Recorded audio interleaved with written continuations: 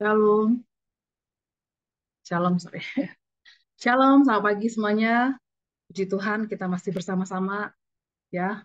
Dan itu adalah kerinduan yang luar biasa untuk memuji dan mau mendengar firman Tuhan dan saling belajar akan apa yang menjadi kehendak Tuhan dalam hidup kita. Amin. Amin ya.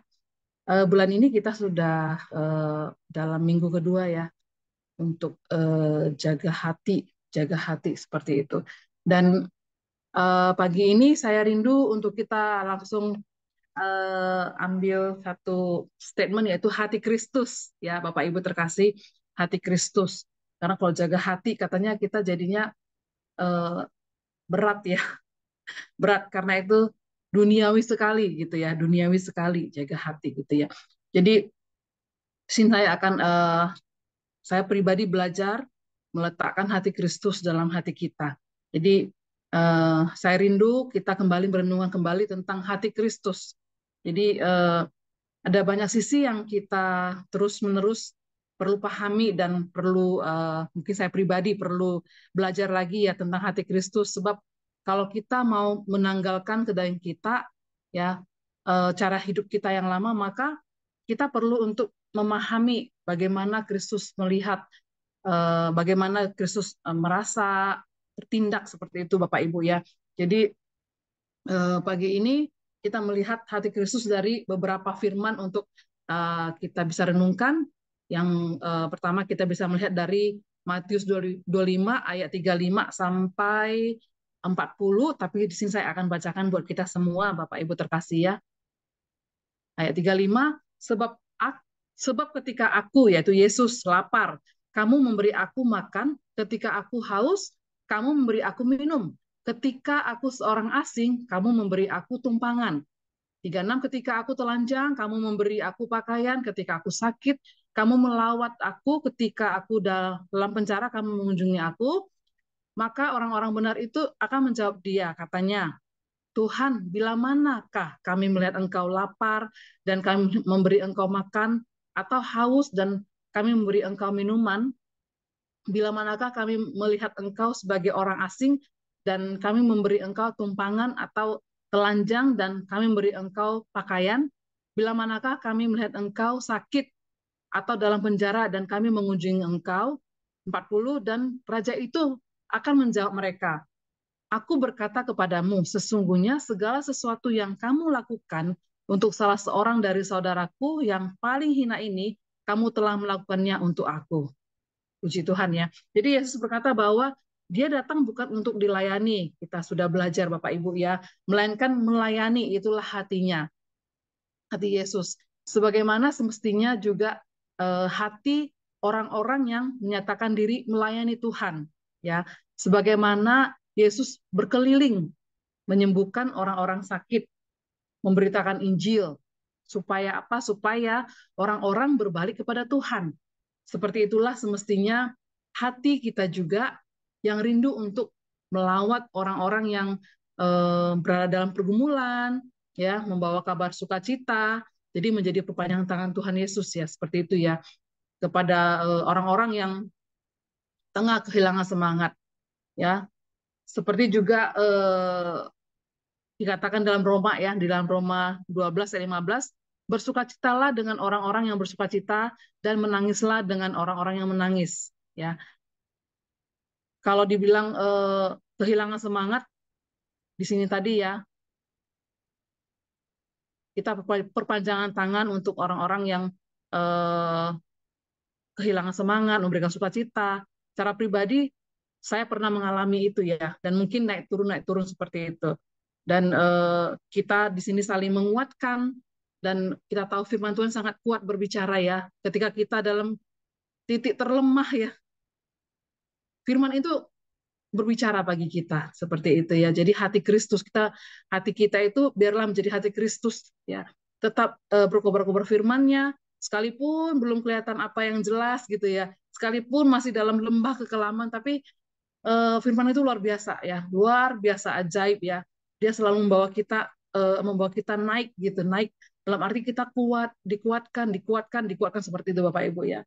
Jadi luar biasa.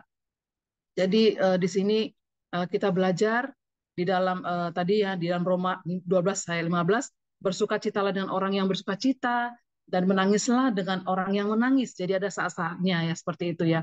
Dan juga dikatakan dalam kitab Yesaya 35 ayat 3 sampai 4, kuatkanlah tangan yang lemah lesu dan teguhkanlah lutut yang goyah. Katakanlah kepada orang-orang yang tawar hati, kuatkanlah hati, kuatkanlah hati. Jangan takut gitu ya. Lihatlah Allahmu akan datang dengan pembalasan dan dengan ganjaran Allah. Dia sendiri akan datang menyelamatkan kamu. Itu ya. Itu janjinya ya dan amin. Ya. Itu adalah keyword bagi semua anak-anak Allah ya. Percaya gitu ya. Jadi saat melihat ada saudara kita, Bapak Ibu yang tengah berada dalam masalah, ya, pergumulan, sakit penyakit, dan kesulitan-kesulitan kehidupan, maka kita perlu berpikir apa yang akan dilakukan Kristus terhadap saudara kita itu, seperti itu ya. Kalau kita merasa bahwa Kristus akan menolongnya, maka bersemangatlah menjadi perpanjangan tangan Kristus seperti itu untuk menjangkau mereka. Jangan sampai Kristus memakai orang-orang lain hanya karena kita, saya pribadi juga enggan untuk dipakai oleh Tuhan seperti itu ya. Jadi luar biasa teladan Kristus bagi kita. Jadi kita mau melakukan apa yang menjadi kehendak Tuhan dalam hidup kita. Jadi bila kita ingin melayani Tuhan, tapi kita tidak sedang berhadapan langsung dengan Tuhan ya Bapak Ibu. Lantas bagaimana kita melayani Tuhan? Tentu dengan menjadi tadi ya perpanjangan tangan Tuhan untuk menjangkau, mengasihi, menolong saudara kita yang Tuhan tempatkan di sekitar kita ya. Karena memang banyak tiap hari tetap ada pergumulan setiap kita gitu ya. Karena salah satu alasan juga mengapa Tuhan menempatkan mereka di sekitar kita yaitu untuk melihat apakah yang akan kita lakukan saat mereka kesulitan ya. Sama tadi seperti di Matius 25 tadi ya. Akankah kita memberi mereka minum? Akankah kita memberi mereka pakaian? Akankah kita memberi mereka tumpangan? Akankah kita melawat mereka? Akankah kita mengunjungi mereka? Seperti itu. Jadi hati Kristus adalah, kita tahu Bapak Ibu semua ya, apa hati Kristus? Hati Kristus adalah jiwa-jiwa. Hati Kristus adalah kasih. Ya, Yesus tidak pernah memusingkan kehidupannya selama di dunia. Yesus tidak memikirkan untuk menyenangkan dirinya sendiri. Yang ada dalam hatinya adalah apa yang ada dalam hati Bapaknya, gitu ya. Kesukaannya adalah apa yang menjadi kesukaan Bapa. Sehingga sekalipun tubuhnya menderita sengsara, menerima pukulan, cemoohan, bahkan yang paling ekstrim ya dipaku di kayu salib, ya, ya dia rela gitu, dia rela. Tapi demi apa? Demi kasih, demi cinta, begitu cintanya ya pada kita semua, ya. Dan bagi Yesus, ya kehendak Bapa adalah satu-satunya yang menjadi isi hatinya. Puji Tuhan ya. Kehendak Bapa adalah salah satunya yang menjadi isi hati Kristus ya. Jadi apa kehendak Bapa itu? Di dalam Yohanes 3:16 ya kita sudah tahu ya. Jelas dikatakan bahwa kehendak Bapa adalah supaya setiap orang yang percaya tidak binasa melainkan beroleh hidup yang kekal. Ya luar biasa itu firman-Nya, sangat apa ya, membuat damai sejahtera bagi kita semua.